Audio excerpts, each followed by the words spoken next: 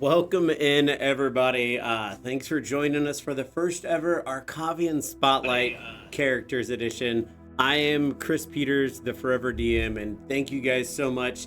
We're going to go through a few questions, a few kind of Q&As with two of the players here, and I will get into introducing them in just a second.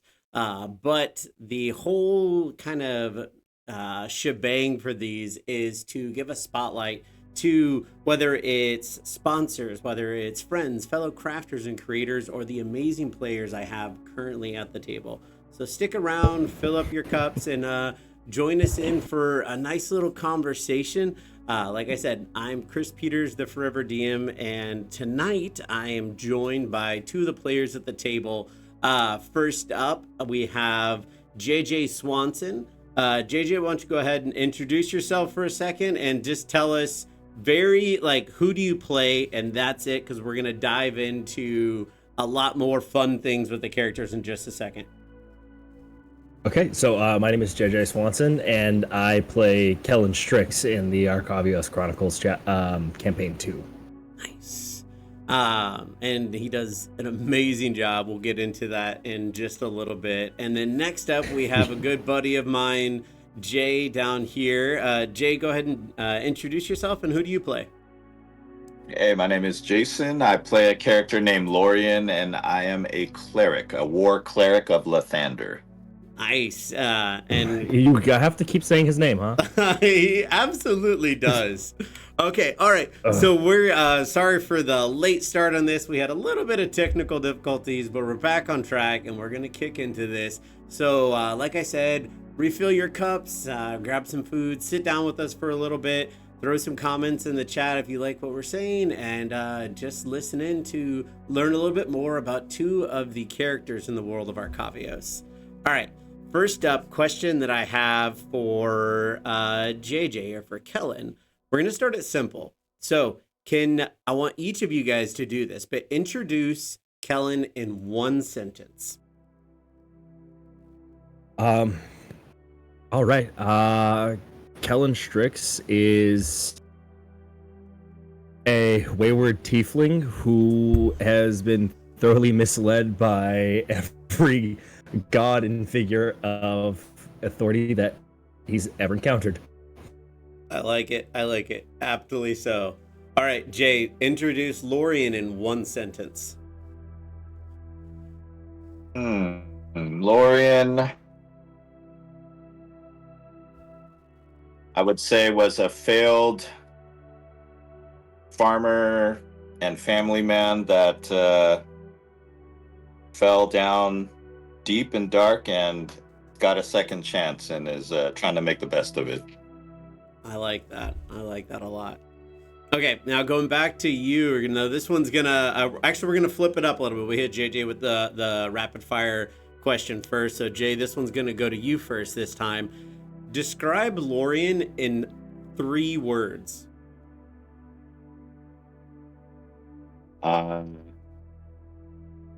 Simple.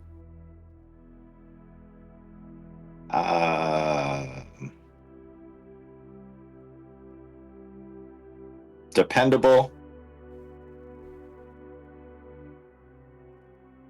and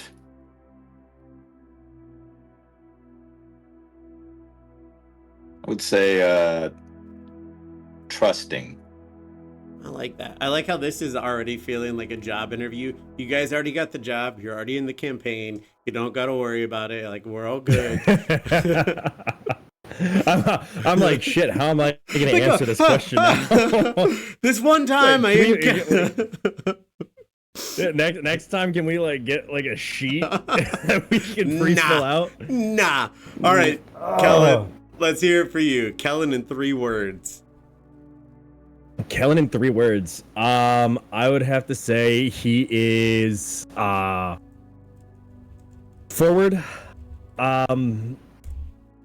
strong, and mistrusting. Ooh, I like that. I know why that is so, and we will get into that in a little bit.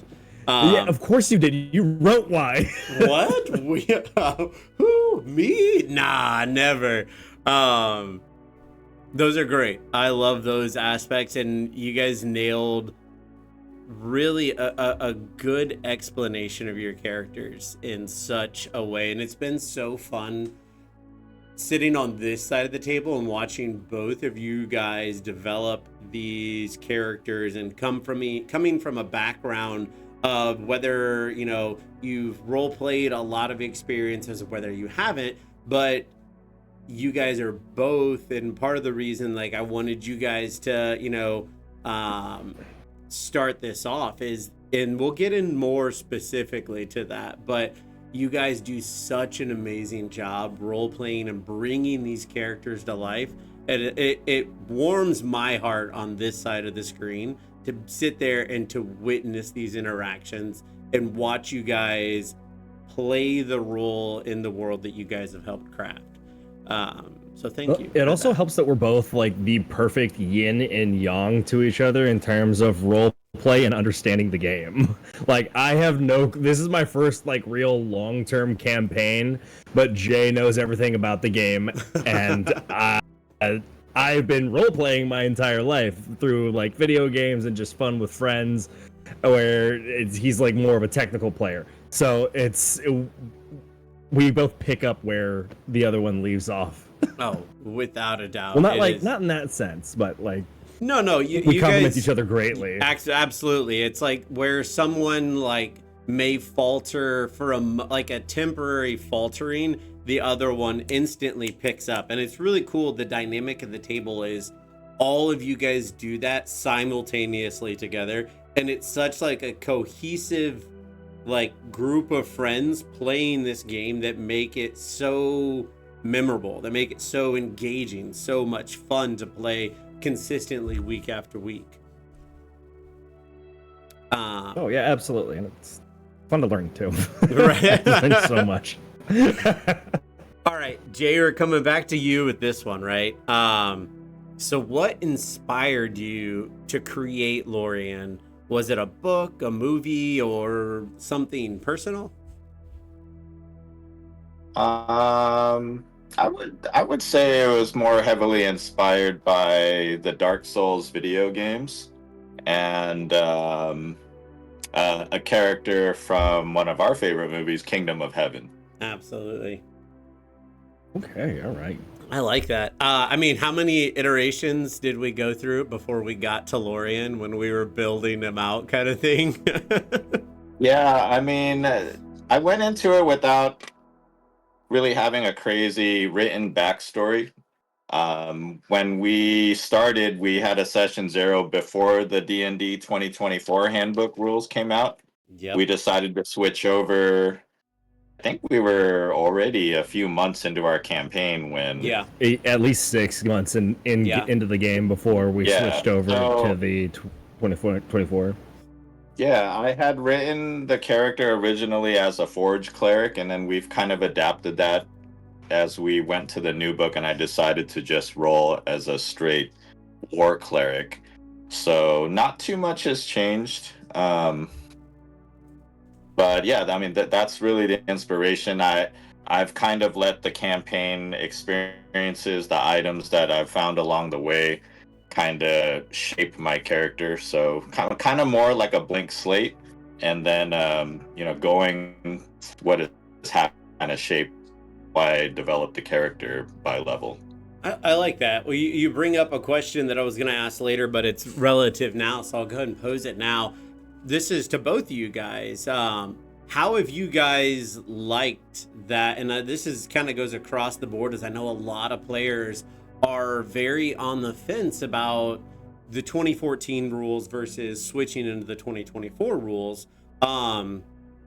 How did that switch between the 2014 and the 2024 rules affect your guys' character development, how you want to play things out, and kind of the whole gambit of things?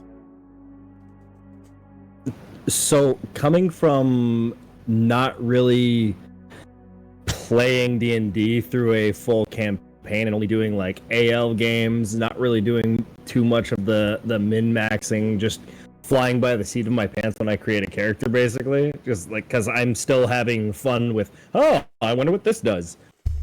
And from a background of video games, Baldur's Gate 3, that was a huge influence for me. And so coming into the 2024 rulebook was it was like copy paste, basically. It was a lot easier for me to understand and get into versus I'm sure somebody who spent years playing a 5e and finally they get this new rulebook and they're going, why does my bard not do what it does anymore? Nice. I like that a lot. That explains a lot of things. And thanks for the follow, guys. Thanks for jumping in. But absolutely, that makes so much sense with how you as a person and how you has developed your character and where and how you're playing Kellen specifically. I like that. Lorian, how's that? How about you? I know you touched on it a second ago of how, like, when you first started, it was an entirely different subclass. So how is this change and implementing this change? I think we implemented it before the books were even released. So, like, how is that kind of first round player implementation affected how you play Lorian? Well, for one, I am somewhat a newer player too. I mean, I jumped on at the tail end of the 2014 rules by playing with the Heroes of Evermore for like a year or so. So I wasn't totally attached to the old rules. So when the new book came out, I actually looked at that as an opportunity to jump right in and master something right from the start versus always having to kind of be behind the book of players that have been dealing with it for a whole decade. The curb catching up to everyone else. Yeah, now I find it kind of interesting when we're in the new rules because I'm not stuck in the old ways. I actually know the new stuff, and I find myself correcting a lot of people at our table on like me. what It's me. what they have going on. Yeah. JJ will be or Kellen will be like, I cast Divine Holy Aura Smite to the second sense. Jay's like, that's not a thing.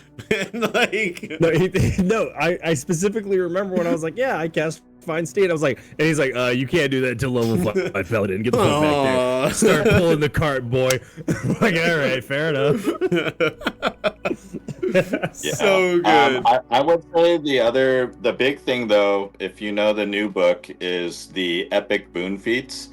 That requires you to kind of not really multi-class as much if you want to get to it. And since we're planning on playing a level 20 campaign, that definitely changed how I wanted to shape my character to get towards that quicker. I like that. And that leads us into the next question. JJ, I'm going to start with you on this one. How much of you is in Kellen, if any?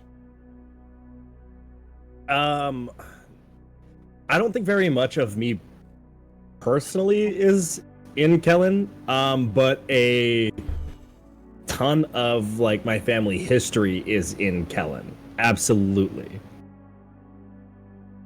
Okay, we'll table that for off to the side because that's a whole can of worms from what I know about Kellen. Yeah, go ahead, open that can of worms, baby.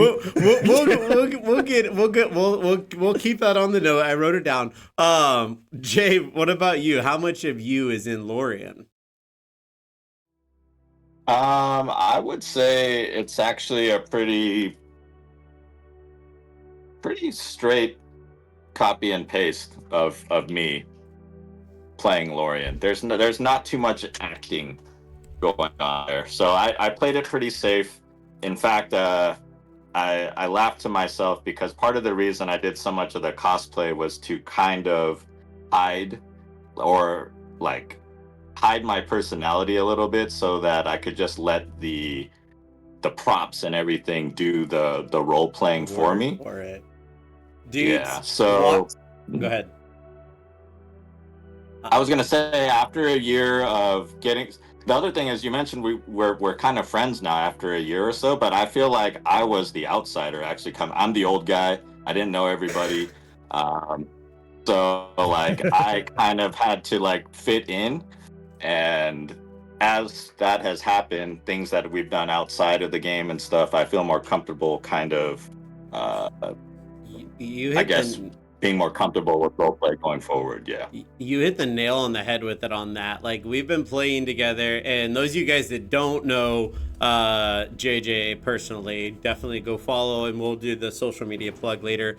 But like, JJ, you are a very outgoing, very like, this is me, this is who I am type of person, and anyone within seconds of meeting you like has a decent grasp on who you are, just because you are very like apparent in your personification, right? Jay, we've been playing together for a year and a half now. The personal developments in your role playing aspect, and JJ, you can say this, you can attest to it too, but seeing how you have like come and that comfortability, you hit the nail on the head with it, seeing you really come into Lorien and embody Lorien has been like night and day from when you and I first started playing role playing games together. And it's like, I am fucking here for it. It is absolutely amazing. Well, and then we didn't bring it up, but like for me, it was intimidating when I met these players, experienced players, minus JJ. The other players were very experienced. That? No. Hold on. I'm about to give JJ his props here. Okay. Very early on, I was so impressed with his roleplay. I guess it was, whatever, your theater background and all that stuff you did. I literally thought that you had rehearsed all the stuff that you were just shooting from the hip with at the table with Chris ahead of time. And I was like, there's no way this dude is just spouting off all this stuff in our sessions. And that, like, early on put pressure on me to try to get better, because I felt like, man, I don't want to be like the lame duck at this table. There's so I kind of had to step up my game a little bit. Yeah. Well, and to be fair, I don't actually have a theater background. I spent zero time in theater. All of my role playing and like being out there with my I swear, hand to God, it didn't come from theater. It actually came from Twitch, the current platform that we're on. As I used to stream video games, so there wasn't really an option to not be myself in that situation. It was either be yourself or try to copy somebody else, and copying people doesn't work here. Nope. But either way, the way that both you, that Jay, I didn't know that is actually super amazing. And whatever it's taken for you to get to the point where you're at, and we'll close this point off here, and then we'll move on to other ones. Whatever it's taken you to get to where you are at in your role playing and your like game and your mechanical like knowledge, I am so excited to see what you were capable of as a player, like once we reached kind of that midway point in campaign. So, and then same to you, JJ, like both you guys, and Jay touched on it a second ago, they like both of them just have this ability to role play into these moments. And like those you guys watching in, those you guys that have DM games, there's a level of excitement and a level of enjoyment when like you as a DM, you can just like sit back and like you may have prepped an entire adventure, but be able to sit back and then just to watch the players like run the story for a moment. There is not many greater feelings as a DM than that right there. So I will close that topic off there. We'll lead into the next question. All right. Let's do this one. All right, we'll start with JJ. So JJ, Kellen, what is one flaw that Kellen has that you absolutely love playing with? It also happens to be the biggest flaw with Kellen is that while he is super far removed from attachment to other people, he's also the first person who's like, I'm not gonna let shit happen to him. Like I'm used to being the target, being in the gauntlet, and it's really fun for me to play that character because we've got some really, really squishy characters. But also, I can't roll good. JJ doesn't roll good, so I spend most of my time in the campaign in a force-induced sleep. Yeah, ground napping. You're you're just ground napping. Yeah, that's fine. That's fine. Dirt licking, whatever you want to call it. I'm prone. All right. Jay, what about you? What is one flaw that Lorien has that you absolutely love playing with? I think the biggest flaw would be he wasn't really sure why he was there in the first place most of the time. Like, not really having his own purpose, and he's still finding that. So I think that's the fun part for me to play with. I was wholeheartedly expecting him to say, yeah, I'm flawless. Well, here's an interesting dynamic that none of you guys know, and Kellen, I think you may have picked up on it a little bit, and Jay, you and I have talked about it extensively. And I think, and Jay, this is your time, your spotlight, man, your Arcavian spotlight. Where does Lorien's power, where does that come from? It's because you and I have talked about it, and very specifically of the fact of Lorien's capabilities versus other things. Can you expand on that a little bit? I mean, you might have to clarify with me what you're poking at, but I mean, it's all the cleric's power all comes from Lathander.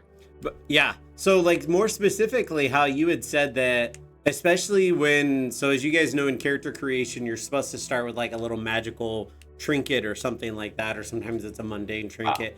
In this campaign, I swapped it, and I had them all pick a common magical item to start with.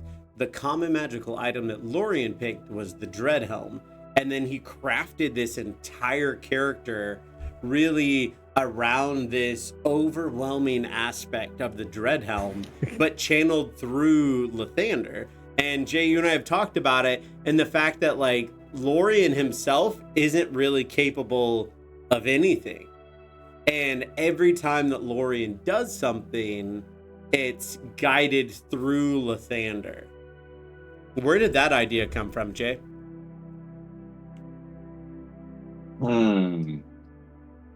I mean, like I said, Kingdom of Heaven, the main character is a blacksmith. So that's just the basic idea of it. The Dreadhelm was the item I picked. I made up the story that Lorien, in grief, kind of created the helm, but really it appeared in a dream.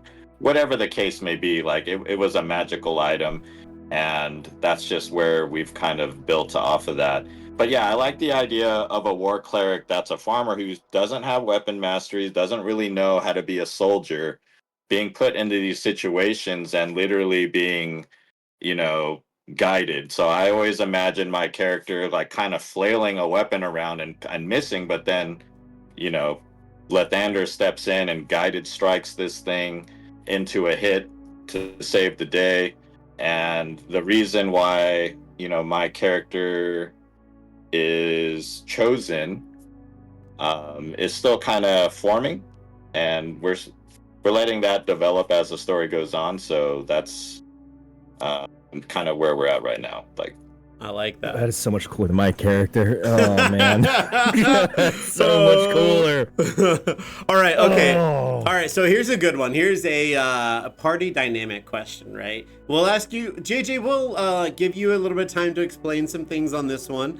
All right. So first up, this question goes to Kellen. Has anything another character has done changed your arc in a way that you didn't expect? Oh, in a way that I didn't expect. Or I guess not even another character, a way the game has played out, basically. Has something changed the way that you... Gee, I wonder if it has anything to do with my DM This is for the viewers. What are you talking about? They don't know. I wonder if it has anything to do with my DM making the god that I worship actually an ancient dragon. Who would do that? And who does on that? top of that, kind of an asshole. And que sera, sera. Yeah, so that was a huge left turn for me, and I've had to while I am really personally really excited about that decision that you made with the character and like how to play that, I now have to it's really uncomfortable. Not uncomfortable, but it's really hard for me to be so excited about what like JJ to be excited about what Chris Peters did versus what the world just did to Kellen. The world just threw Kellen like under a bus and then backed over him. So having to flip-flop the overall feeling of like, I'm really excited, but I gotta pretend I'm sad now is not something I was expecting to have to do for this campaign. Oh, but like the OxyClean guy. But wait, there's more. That's just one twist, but absolutely for those of you guys don't know specifically what he's talking about. So when Kellen, when JJ had sent me his entire character backstory, I was like looking through it and I was like, all right, he sent me kind of like this custom god that he wanted to follow. And I was like, all right. So what I had done is I had taken one of my founding dragons that created the world of Arcavios, and I had that founding dragon die in a battle. Spoiler alert, the founding dragon died in the battle to Lathander, who is Lorien's god, right?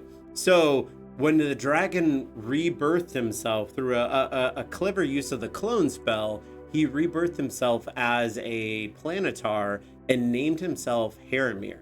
So then I took that idea of Haramir and applied it to the god that Kellen told me that he was worshiping, right, as a paladin.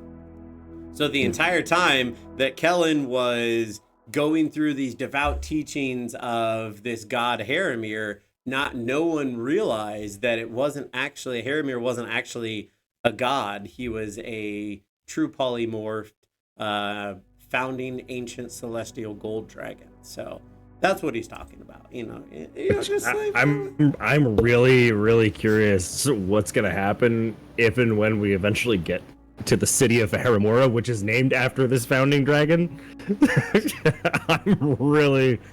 stoked to see what you do with that.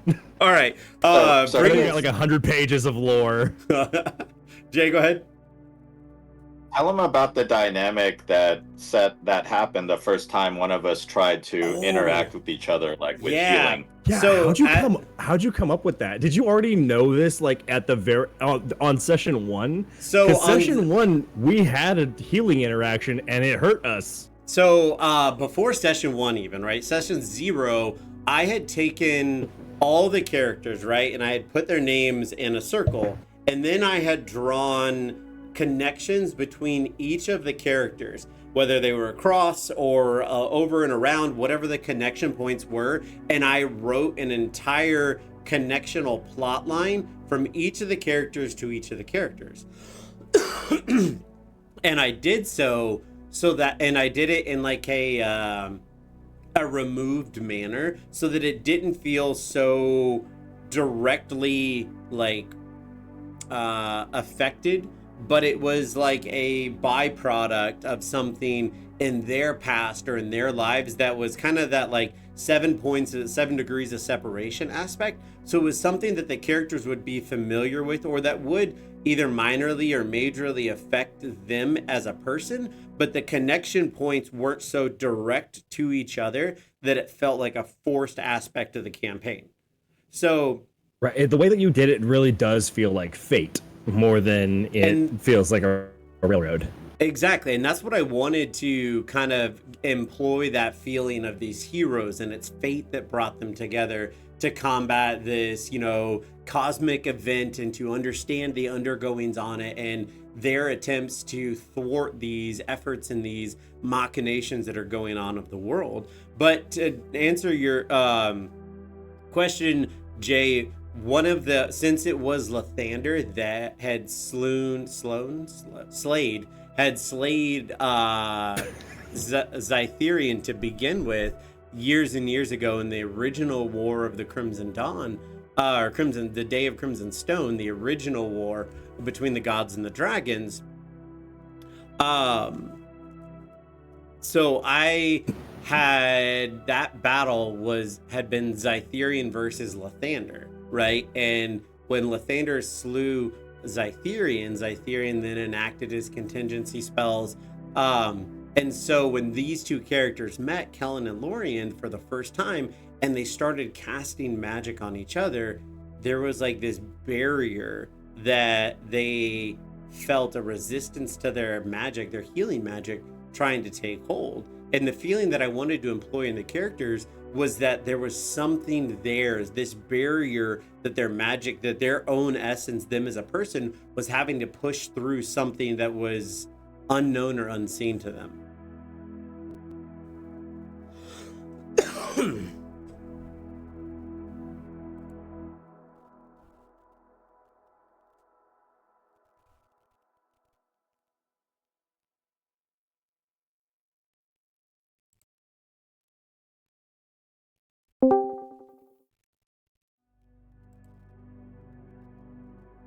Hello? Hey, we lost you guys there for a second. Hey, we lost everybody there for lost a second. us. We lost you. There we go. make sure you pull that Discord back up. Absolutely. Yeah, weird craziness. There we go. All good. Oh, perfect. And everything's back in the spot where it belongs. Absolutely. There we go. There we go. Crazy. Weird. Technology, man. Dude, text strange like that sometimes. So weird. Okay. All right. Let's see. All right. One more. Okay. All right. I think we're popping back up on Twitch now, or is it still? Let's see. It's still a little weird. Is it? Pull that baby back out. So what? It was perfect a second ago. I don't know what happened. There it goes. There we go. Now we're good. All right. Craziness. Sorry about that, guys. All right. So jumping into the next question as we're running. Wait, hold on. Oh, before we go on to the next question, there is one thing I do have to ask. What's that? Do you know about the discussion that me and Jay had prior to the campaign starting? No.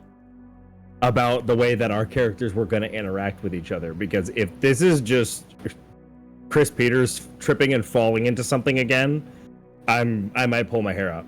I have no clue what you're talking about. So prior to the campaign, Jay and I were talking about our characters, and one of the dynamics that we knew we wanted to have in the campaign and that we wanted our two characters to have with one another is between Alucard and Trevor Belmont. So if you've ever seen the Castlevania series, those two are technically on the same team, but they kind of hate each other, and they don't know why they hate each other. Like they know, but they don't really know. And so I don't know how you managed to just trip and fall into the perfect dynamic for us, but I know you guys. That's why you're the forever. That's why you're the forever DM. All right, right you there, you just know your players so well. Like they're gonna do this. So and that's where I was like, write okay, it into the campaign. Yeah, I'm like, okay, this is something both of them, a character aspect that both of them would thoroughly enjoy as people. And I'm like, yep, let's write this in. That's crazy. I had no idea. That is you absolutely nailed it. Golf clap. I like that. That's awesome. Well, thank you guys for playing are right you blushing? into that. I can see you blushing. Oh, I am. That makes me. It's things like that as a DM that just make you so happy. But okay, all right. Next up, this goes to. We'll start with you, JJ, on this one. What has been your favorite in-game moment with your character so far?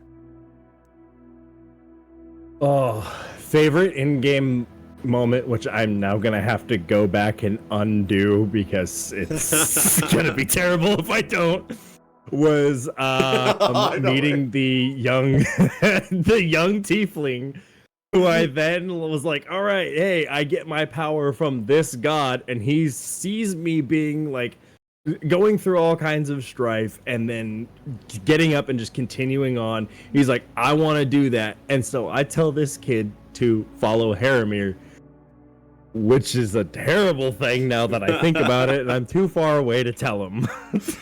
That's a good one. Yep, that's gonna be interesting. Oh, hi, Rosie. All right, Jay, what about you? What has been your favorite in-game moment with your character? There have been so many, and most of them revolving around combat. So I'll go ahead and start with the first one where I really started to believe in my character and the build that I had picked out. Because as a war cleric, you're not really a true martial, but the way I built my character was to be up front there to hang out with my sunbro up there, even though we're butting heads. And it's a healthy competition. It was that early level 2 encounter against a pack of wolves, and everybody was rolling like crap except for my character. Lorian comes through and saves the day from a TPK with tripling a whole bunch of wolves because I wasn't comfortable straight up killing and bashing animals. Yeah, so that's where we kind of came up with that moniker, the Crippler. The Crippler, the yep. Wolf Crippler. Yeah. The good old Wolf Crippler. I like that. All right, next questions. All right, so all right, here we go. Here's one. We'll start off with you again, JJ. We'll bounce back up to you, Kellen. If your character had a theme song, what would it be?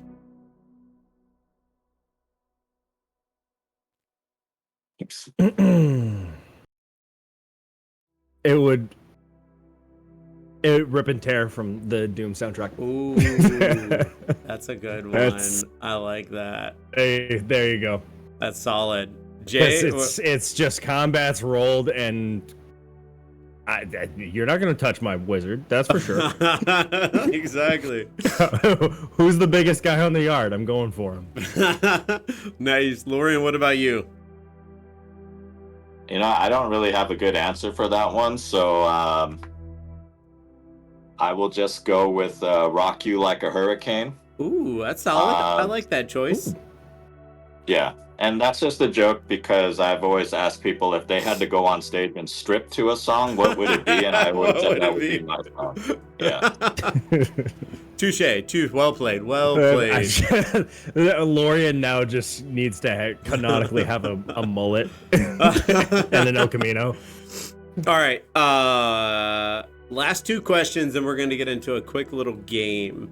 So we'll start off with, actually, Jay, we'll start off with you on this one. What has playing this character taught you as a player, Jay?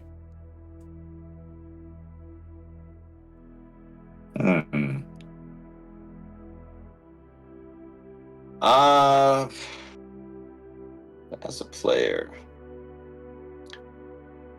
I think it just stems from the experience of our players. So it's taught me to be open to filling a role versus trying to make a character that's just all encompassing. So it's been fun to know that I have weaknesses, but know that somebody else in the party is going to pick up the slack in that department, or our wizard will teleport me across a freaking a tower, and all kinds of cool stuff's going to happen because I have other characters helping out. And I've always said my character doesn't really miss, and I've been able to do all the things that I do, not just because of my roles, but because they're aided by so many things, whether it be Lathander or bardic inspirations from 2 other players on top of a wizard helping me out. So yeah, it's been fun to just be part of a team and not feel like my character has to do it all. I like that. I like that a lot. Even JJ, though what I am doing most of it in combat. because Oh, that guy don't here even hasn't been rolling. start with me. Don't even start with me. All right, JJ, up for you. What has playing Kellen taught you as a player? I'm kind of mad because now I have to piggyback off of him. it is. I'm Just like so, it's been the whole campaign. Just like I'm it's been the whole campaign. so It's mad fine. about this. So Just what like it's been I've the whole really campaign, the man learned- says. It's a very similar sentiment from my end. Is just because like I can spec into something and be very good at one thing, and it's I don't have to be the one who is the min max, or I don't have to be the center of attention. People can have their moments, and these moments are really, really, really, really, really fucking cool. And on top of that, to just be able to like play the character that I want and know for a fact that Lathander boy will actually have my back. I think that's a really cool dynamic to have within a group. It feels like not just the characters are a team, but it feels like the players are a team as well. I like that. And like we go through and talk to each other and go, oh, what are you gonna do? Okay, if you're gonna do that, then I'm gonna try this out. And we're trying to build our characters together in the same way that our characters are trying to build a campaign together. I like that a lot. All right, so two questions that you get that JJ Swanson gets. If you could say one thing to Kellen and one thing to Lorian, if JJ can say one thing to Kellen and one thing to Lorian, what are you saying? If I could say one thing to Lorian, it would be stay close to Kellen. And if I could say one thing to Kellen, it would be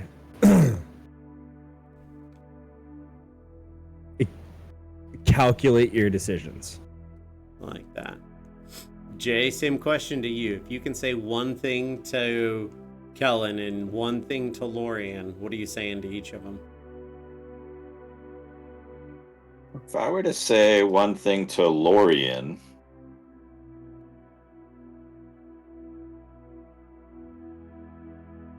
I would say...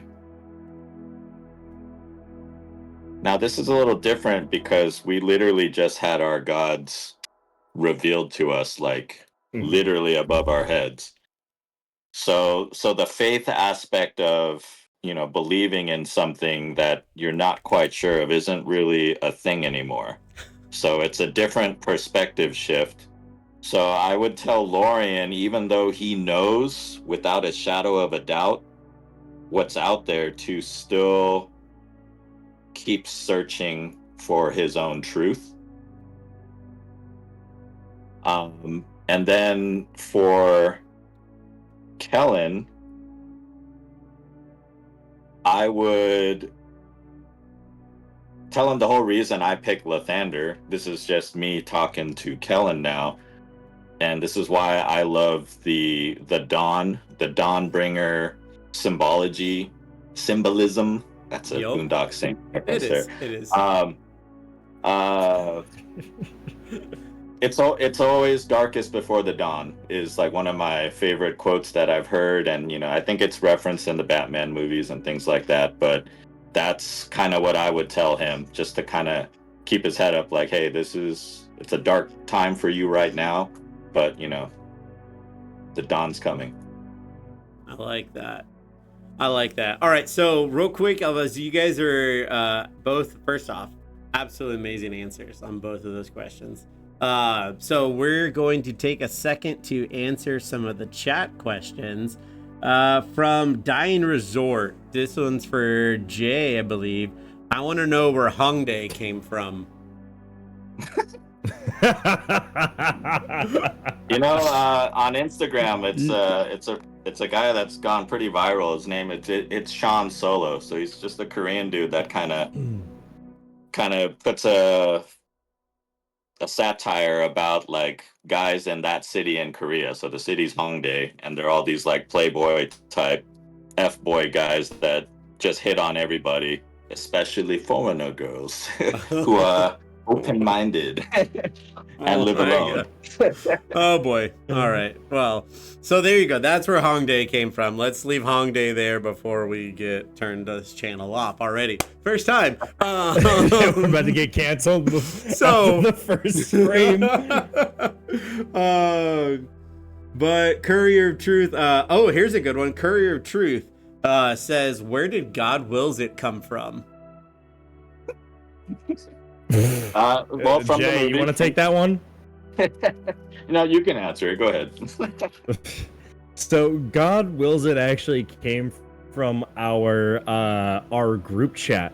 So when Jay first showed up in his cosplay, it was actually a Crusaders that he had on, and as we were going through the campaign, my character wasn't doing very much, but his character was absolutely dominating on the battlefield.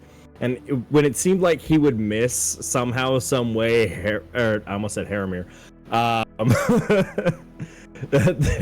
What is your god's name again? I forgot.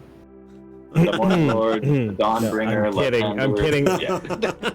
Lathander would step in and somehow guide his blade. And so as that went on, we started looking for art that has that Crusader helm in it, and something we stumbled upon was the white tabard with the sun on it, the Crusader helm, the two arms out, and it said "God wills it," and that we just kind of took off with that, and now it's not just a like. It's on the something cleric shirt. Yeah, it's on the cleric shirt that I created. Our rogue Lucius wants to get it tattooed on him, like not in game either. Like in real life, we were all considering getting D20s with GWI inside of them. Absolutely, but yeah, that's where God wills it come from. But yeah, as you guys think of more questions, throw them in. We're gonna play a quick game.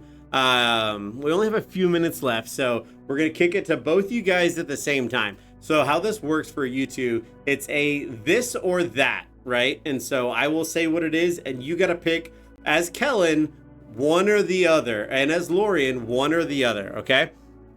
All right, first, this or that. Cursed to wear glitter armor for a week, or followed by an overly dramatic bard narrating your every action.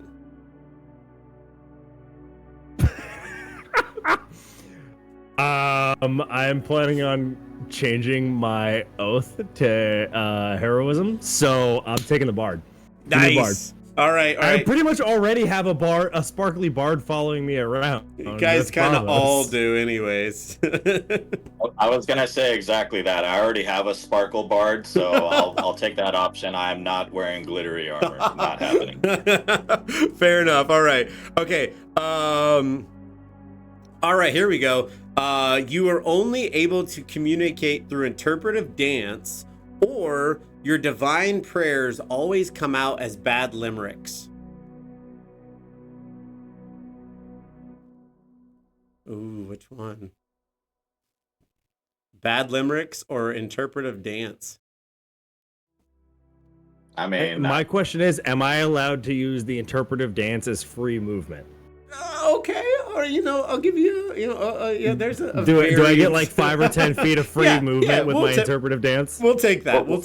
Give me an example of how this limerick would come out. Oh man, I on this. Let's see, limericks or what? No, that's haikus or 575. I got nothing right now. It would be a bad version though of a divine prayer, as if you were praying to Lathander and the response would come back or come to Lathander as give me a prayer, and then I can try to turn it into a limerick. Ugh. But that's what. So I'm guessing you would go the limerick though. I don't. Lorian doesn't strike me as the dancing type. I gotta say, I'll take the limerick too. Yeah, limericks on both of you guys. Being able to speak in combat's huge. That's true. That is very true. All right. And my subclass, I'm a bard too, so I have to be able to not spout also, crap. note this off, none of us knows what a limerick is, so we need to figure that out. Touche. I once healed me with one hammer beak on that. Nice. Okay, I'm all going to right. Google. Here's one for JJ and Jay, not the players. So, do you guys prefer epic cinematic scenes or tense tactical encounters? Ooh. I mean, don't you make both happen every time? I try. I try to combine I them. prefer the tactical encounters. Yeah. Okay. I JJ? hate to sandbag your question here, but I feel like one can't really exist without the other. Well, they can. You could have a tactical battle with no context, right? And then have it just be a tactical battle. Or you could have a very intense roleplay epic scene or cinematic scene with no combat associated to it. But I do get what you're saying, and I do agree in the fact that, like, typically I try to blend those two things together. Yeah, I feel like that without the blend, if I had to pick one, Yeah, the other one disappears. I'm taking the tactical one because I like the A team. I love it when a plan comes together. I love sitting down with us and like the best laid plans of mice and men and watching it all go up in flames. I like that. Okay, all right. Last this or that question. A homebrew world or a published setting? Oh, homebrew. And it's not even close. Jay? I mean, is that a real question? Like, what? A lot of people I don't only like your homebrew. I don't like your homebrew, DM. I wish we were playing a published. Why can we go back to the books? You know, the problem absolutely. with I think with published, there's like as some players, it's like, well, how do you not just get into that source material as a player and like expect to be surprised, I guess, in a campaign? I just don't understand it. No, absolutely. Or just like, Right, and especially a lot of players that have been playing for years and decades, the chance that they've just ran that adventure before isn't out of the books, kind of thing. it's like how people cling on to Curse of Strahd. Like, I love playing Curse of Strahd. How many times can you watch the same movie before you know every bit of the script? You're gonna get a lot of crap for that one, but I do understand. I hope so. You can DM me. But there's a one, and that's one of the cool things that, and you guys have played the table for my drop-in games, is the Adventure League games that I run. A lot of them take place in the Faerun, in the Toril setting, so it's like I still have the ability, and you guys still have the ability too, to play games in those published settings. And I'm the same way with it. Like there's a lot of fun in those published settings. A lot of people spend months and months and years even developing these published settings, and they're super awesome. They're really amazing. They're thought out, but there's something about it, and you hit the nail on the head with it there, Jay, of the fact of like you two or any of the players that sit down in our Chronicles campaign, you can't just go look up the source material and find what's going to happen at the end. And so it's like there's an element of like uncertainty that playing as a player in those homebrew settings that absolutely keeps it even from being a possibility to discover. And that's a really cool aspect of it. I also really like the creativity that comes with the homebrew stuff. Right. And there isn't like I'm gonna look this up, I'm gonna rules lawyer you. It does take away that bit of like, if your DM wants to be unfair, they can be unfair in a homebrew setting. But if you homebrew it, it gives you as the player a lot of creative freedom. Because like I'm not supposed to start with a magic sword, but I do. I have a magic sword. I think that's lovely, and I don't know what the magic sword does yet because my DM is homebrewing it. Exactly. Like that's cool. That's and really there's really cool. so many And, elements of it that are so like fun like that, and it really does keep the fun in the game. yeah, I guess I appreciate the mystery. That's what it is. There we go. That's a good way to describe it. All right, final thought. And this goes to both of you guys. We'll start off with you, Jay. What do you think that Lorien's legacy could be in the world of Arcavios?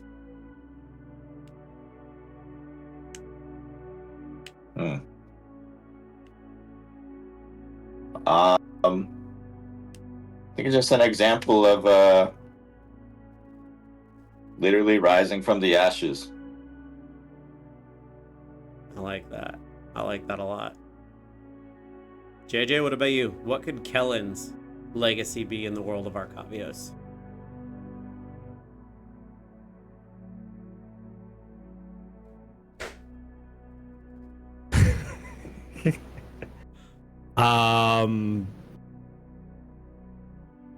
I don't see Kellen as necessarily having a legacy, as more of being an infamous figure in the future and forever to come. Ooh, I like that a lot. Man. That's super awesome. I was gonna say you were gonna be like, the Make-A-Wish Foundation for, little tiefling Motherfucker. boys all over the place, Another one just going down a No. wrong path. Like Kellen's Yes, gonna yes, come here. Let me show Kellen- you the light. Kellen's gonna start an anti-orphanage where he just like it's literally the orphan grinder itself. All right, no. guys. Well, that actually closes us out. So thank you guys so much, and thank you two for joining in for the first Arcavian character spotlight. Real quick before you guys log off, where can people find you to follow along your stories and along Kellen and Lorien's stories? Kellen, where can people find you? So right now I'm mainly on Instagram, so it's gonna be King Gemini _KG on there. I'm gonna throw that in in the chat really quick. That's also same thing, linked to my Twitch and all that other jazz. But yeah, that's the best place to find me. Twitter, all that. Nice. And Jay, what about you? Where can people find you to learn more about who Jason Kim is and who Lorien is? Yeah, same. I'm just on Instagram right now, so a couple different accounts, but probably my personal account, Jason Chan Kim, or Lathan Lander. So yeah, I'll put those in the chat also. Awesome. Well, guys, that closes out this iteration of the Arcavian Chronicles Spotlight, the character edition. These will be coming more and more often and with the difference of characters and sponsors and friends. So thank you guys so much for spending a little bit of time with us. We appreciate you. And at this point, that's where I'm going to leave off with you guys. So take care, have a great night, and see you guys this week.